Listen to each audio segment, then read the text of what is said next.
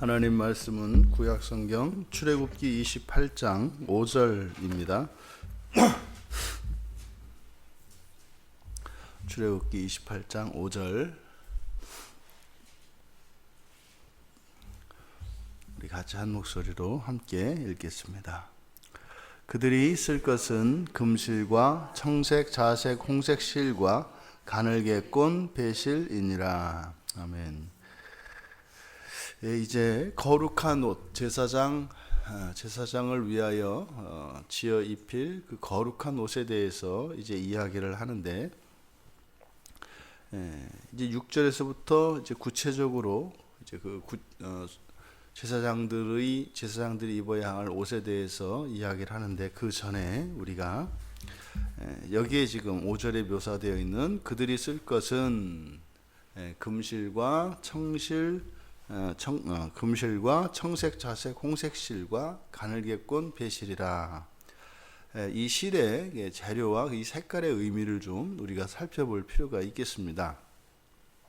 이 베게드라고 하는 이 히브리어는 이제 가린다라고 하는 그 동사에서 파생된 것으로 이제 가리는 것이라고 하는 1차적인 의미를 가지고 있고, 이때 이제 가린다라고 하는 것은 죄와 수치를 가려주는 것. 그래서 가장 1차적인 목적이 이 옷이 가지고 있는 것은 죄와 수치를 가리는 것입니다.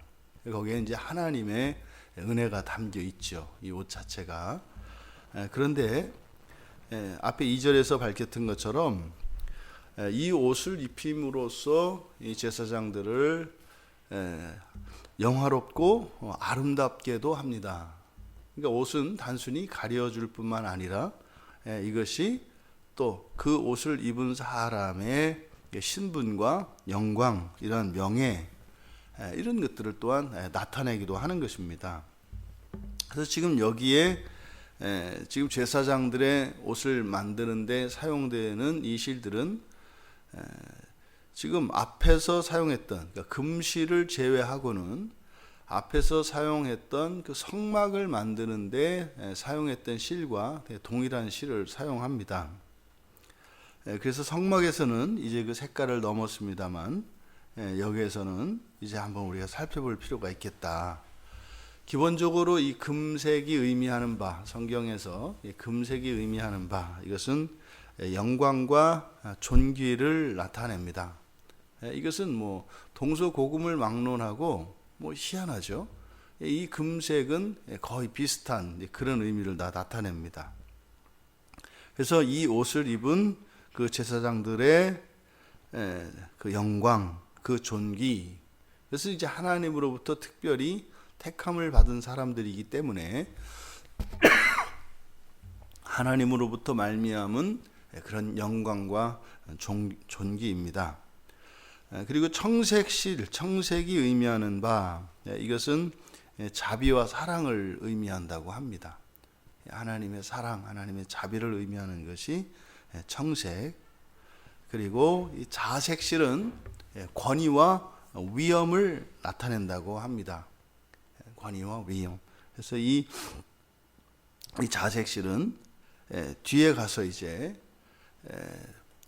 예수님이 입으셨던 주홍빛, 이 주홍빛은 이제 밑에 있는 홍색실인데, 실제로 황제들이나 신분이 높은 사람들이 입는 이 옷이 이제 자색실이죠. 그래서 예수님을 유대인의 왕으로서 이렇게 조롱하기 위해서 주홍색 옷을 입혔습니다만, 그 바로 밑에 나오는 이 홍색실이 의미하는 바는 희생과 속죄입니다. 그러니까 자색실과 홍색실은 완전히 다릅니다. 비슷한 색깔입니다만 하나는 권위와 위엄을 나타내고 하나는 희생과 속죄를 나타냅니다. 그래서 주홍색 옷을 예수님께 입혔을 때 그것은 내가 유대인의 왕이라고 하니 왕에 걸맞는 자색 옷을 입어야 되지 않겠느냐라고 하는 의미로 입혔습니다만, 실제로 주님께서 입으셨던 그 옷은 자색 옷이 아니라 홍색 옷이었습니다. 그러니 왕으로 오셨지만 속죄양으로, 어린 양으로, 희생양으로 오신 그 예수 그리스도를 상징하죠. 그리고 마지막으로 가늘게 꼰 배실은 이게 흰색입니다. 350이니까요. 그래서 흰색이니까 이 흰색이 의미하는 것은 순결과 순수를 상징합니다. 지금 이렇게 제사장들이 입는 옷에 사용되어진 이런 색실들, 그리고 성막에 사용된 이것은 장차 오실 그 영원한 대제사장이신 예수 그리스도의 그 인격과 사역을 반영하는 것입니다. 이것은 또한 예수님의 옷이라면 예수 그리스도 이후를 그리스도를 대신하여 사는 우리 신약의 성도들이 입어야 하는 옷인 것이죠. 그래서 단순한 이런 색 옷을 이야기하는 것이 아니라 의미들을 우리가 살펴볼 필요가 있겠다. 그러니까 성경에서 의미하는 이런 영광과 존귀, 자비와 사랑, 권위와 위엄, 희생과 속죄, 순결과 순수라고 하는 이것들은 우리 그리스도인들이, 신약의 성도들이 입어야 하는 옷인 것입니다.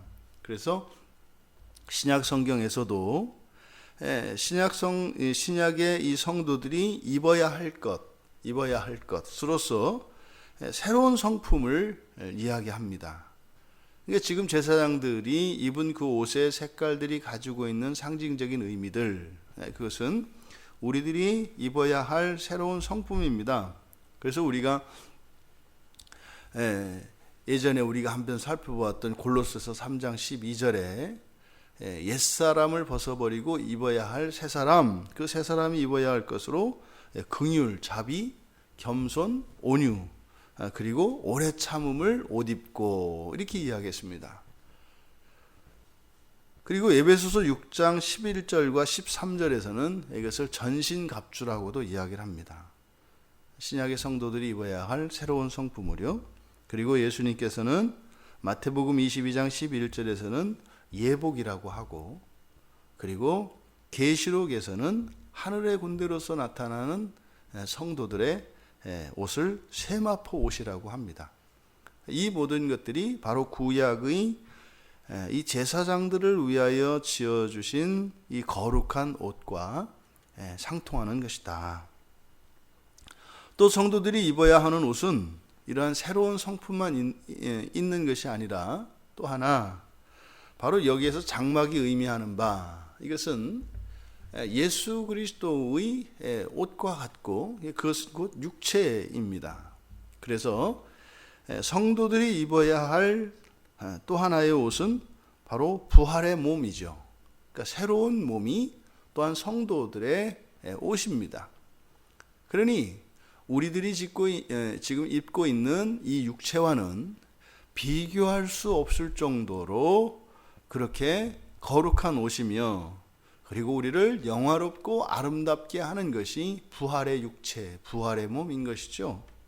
그 몸은요, 고린도전서 15장 54절에서 썩지 않는 몸이라고 하고, 썩지 않는 몸이라고 하는 것은 해를 입지 않는 몸이라는 뜻입니다. 부패하지 않는 몸이라는 뜻입니다. 그리고 더 나아가서 불멸의 몸입니다. 죽지 않는 몸이라고 하는 것은 불멸을 의미합니다. 지금 거룩한 옷, 제사장들에게 지어 입힐 거룩한 옷을 이루는 이런 색깔들이 가지고 있는 상징들, 이것은 바로 신약의 성도들의 새로운 성품과 그리고 부활 이후에 입게 될 그 불멸의 몸, 해를 입지 않는 그 완전한 몸을 의미합니다. 우리가 하루하루 인생을 살아가는 것이 옷을 갈아입는 시간들입니다. 한날 한날 우리는 또 오늘 하루를 살아가며 이제 새 옷으로 갈아입을 것입니다. 깨끗한 세마포 옷으로. 그리고 주님과의 그날 그 혼인잔치를 위하여 우리 각자가 예복을 준비하고 있는 것이죠. 이 하루의 삶 속에서 많은 사람들과 만남이 있겠고, 그 관계를 맺으며 또 여러 가지 사건들 속에서 우리가 선택을 하며 어떠한 행동과 어떠한 대처를 할 것입니다.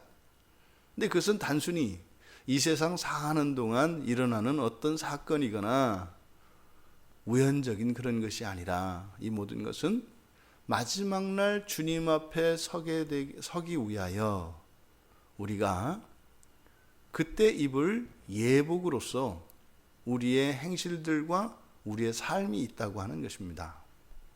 오늘 하루를 그저 사람들에게 섞여서 사람들에 치이고 우리의 운명에 밀려 사는 인생이 아니라 우리가 의지적으로 주님 앞에 서게 되는 그날 입을 예복을 위하여 그 예복을 준비하며 그렇게 갈아입는 이 하루에 거룩한 삶이 되시기를, 그래서 그 거룩한 옷으로 우리들 스스로 또한 그렇게 지어 입히며 그렇게 주님 앞에서는 또 하나님을 섬기는 그런 제사장으로 더욱 온전해져 가시는 이 하루 되시기를 주님의 이름으로 축원합니다. 존귀하신 하나님, 구약의 제사장들에게 하나님의 백성들이 거룩한 옷을 지어 입혔던 것처럼 이 시대를 살아가는 저희 그리스도인들은 또한 저희들 스스로 거룩한 옷을 지어 입어야 함을 믿습니다. 오늘 하루 저희들이 새로운 성품을 더욱 덧입게 하여 주시고 부활의 그 영광의 몸을 소망하며 믿음으로 승리하는 이 하루가 되게 하여 주시옵소서. 감사하며 예수님의 이름으로 기도하옵나이다. 아멘.